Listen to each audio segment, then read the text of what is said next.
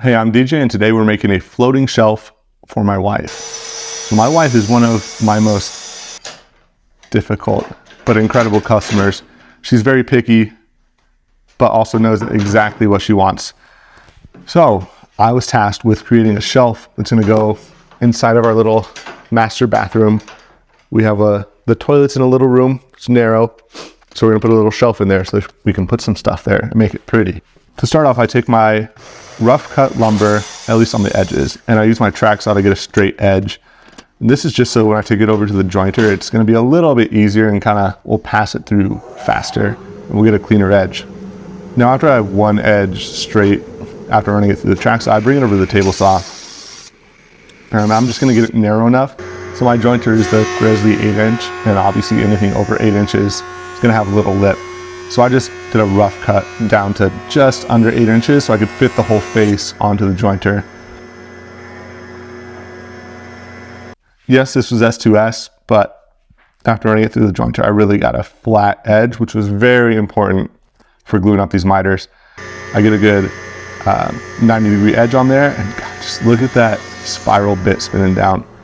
Now after getting my side and face clean, I bring it over to the drum sander. My planer doesn't have dust collection, so I tend to use my drum sander more than most people probably would. And after that, I take it over for more sanding with my Festool.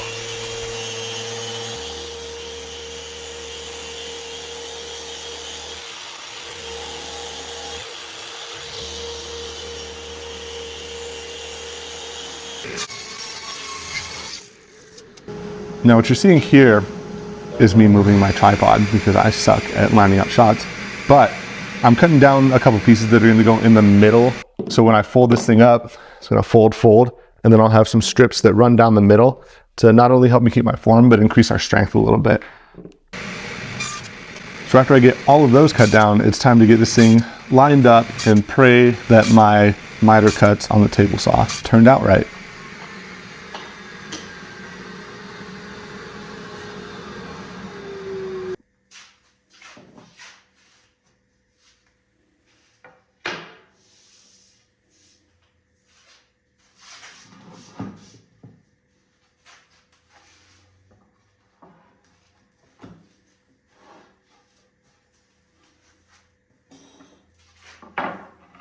And as I slide this last piece over, just look at those gaps disappearing. It's the best.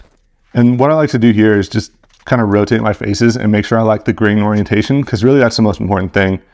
Now I use blue tape here, painter's tape, to line this up and kind of reduce the clamps that I need.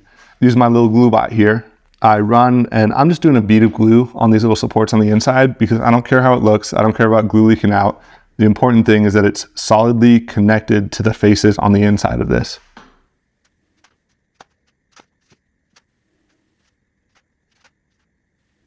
And you can kind of see I'm running these lines along where the piece of wood is going to be and then along the top. After that, using the blue tape, it's easy to just fold and fold again. And then I'm going to use blue tape around the edges again to kind of act as my clamps.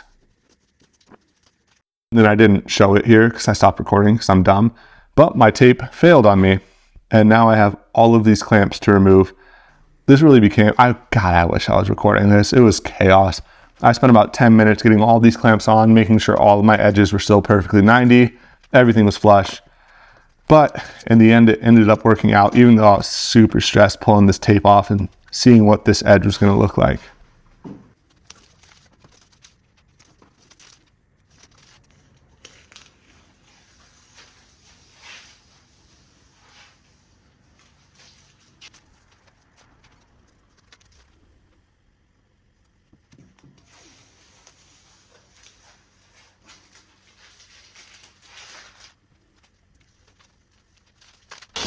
After that, more sanding.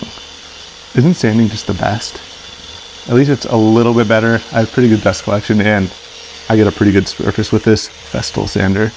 And again, you can just kind of see me watching those edges and seeing how once that glue that leaked out of the blue tape a little bit, as that goes away, I can kind of see how these edges are actually lined up. And I actually did a pretty good job. So I was actually pretty stoked at this point.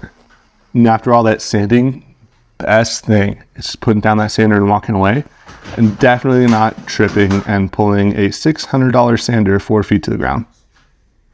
Definitely didn't happen. God, just looking at these corners, this is when I really realized how well these edges came together. And if it wasn't for the tape failing, I wouldn't be worried about it. But after going through all that trouble, it felt good. After that, wiping it down with some mineral spirits to clean out the porous grain on this oak. And also, I always like doing this. It gives me a little sneak peek of what that grain's gonna look like once it's finished.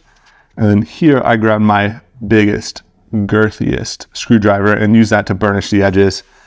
And I followed that up with a sanding mouse and just some leftover sandpaper. I think I did 220 grit here just to get those edges nice and smooth. And after many rounds of selecting a finish, we landed on Rubio Monocoat in vanilla.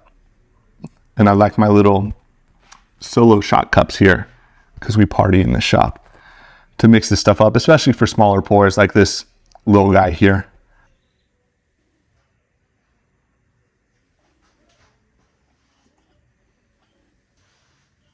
I couldn't find my spreader for this video, so we're just going by hand.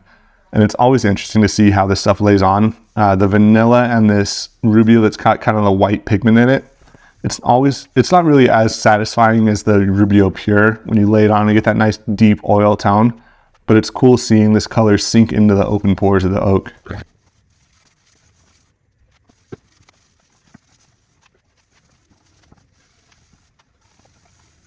Now you'll see here as I'm rubbing it in and doing these little spiral patterns, I have a tiny little piece of white Scotch-Brite, and that's what I'm using to get this stuff really into the grain. While that's drying, I made my own little stair tread jig thing and used that because we all know drywall is never perfectly flat. It's never 90 degrees. So this gives me exactly what my wall is going to be from where it's going to be mounted. And I'll take that back, scribe it on to the actual shelf, and I'll make my cuts based on that so that when I install this piece, it's super tight to the wall.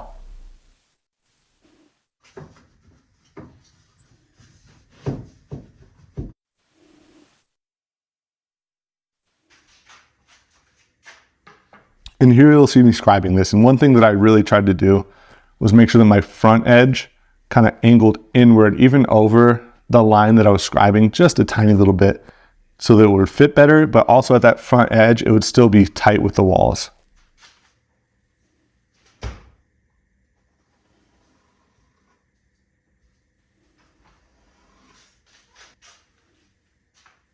And to make this cut, because I don't have a miter saw on this shop, I used my track saw again, but I made one critical mistake here.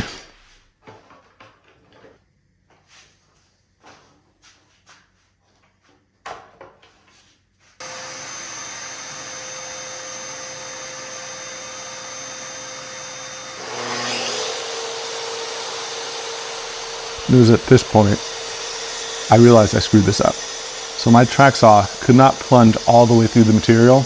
I got a little bit over halfway, and literally this is my moment of realization where I realized I'm gonna have a lot more work just to get this thing where I need it to be.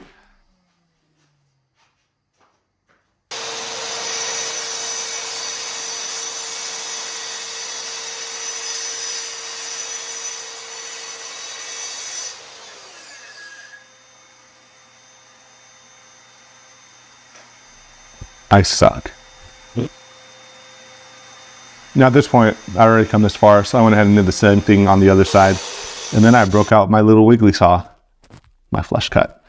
And using that, went ahead and kind of cut off what I had already cut perpendicularly across there, so that then I could go over and do my little improvised L fence. And the purpose of an L fence is to kind of set back the actual cutting surface from your limit. And you'll kind of see what I do here is I take a piece of MDF and I'm gonna raise it up just the thickness of the board so that this piece that I have that I cut too long, I can slide that underneath, and then the actual edge of the blade is gonna be parallel with the edge that's running along the fence. Probably doesn't make sense, but hopefully you'll see here in a second. So I use CA glue and I use CA glue and tape here to make sure I don't leave any lasting marks on my fence, and use just some MDF and slide it on up in there.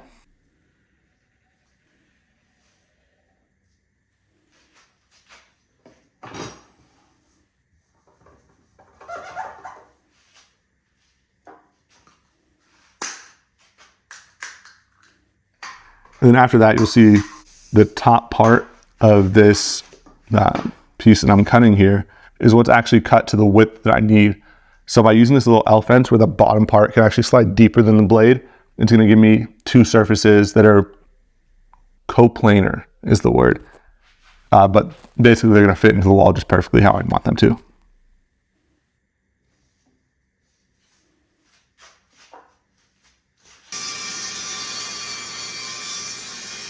So at this point I went and did a test fit and didn't record it. And I'm glad I didn't because it didn't go well. When I went to slide it on, I don't know if you saw on the previous portion, but I have like an 1.5 inch thick strip that runs around the perimeter of where the shelf is actually gonna go. When I went to slide it in, I realized one of my internal brace pieces that was such a great idea ran into that. So I needed to bring it back out and cut that piece out. And there was really no good way to do it. I could use a flush cut router bit, but that'd be pretty sketchy. So back to the floppy saw. And you can just kind of see in my eyes there the terror and all the work that was gonna come of this. So really no other choice than to just grin and bear it.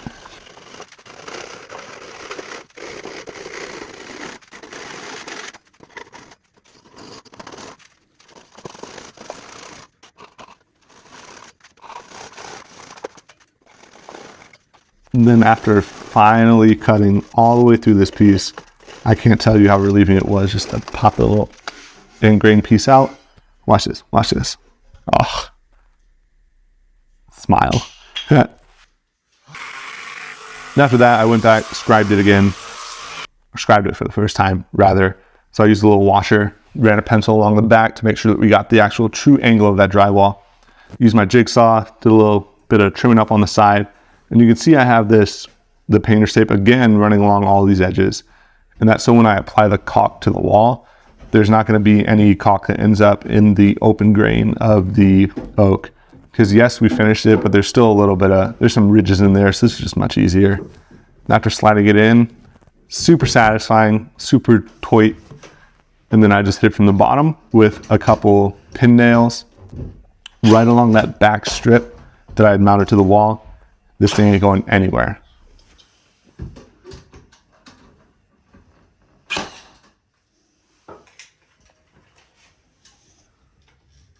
So this caulk goes on white, but actually when it's dry, it comes out clear.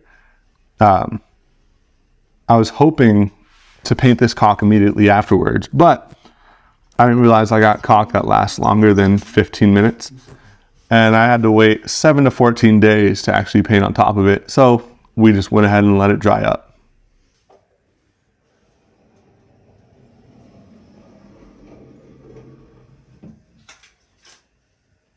So after applying it, I just use my finger and create that nice little bead back there. And again, this isn't really for anything but looks. There's the tiniest little edge. You'll probably never notice it, but it also prevents anything from kind of getting back in there and building up.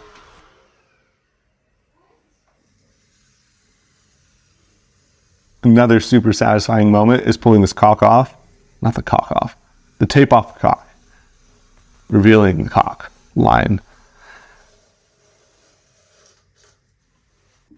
After this caulk is halfway dry, go ahead and pull that blue tape up and reveal that nice, clean, crisp caulk line.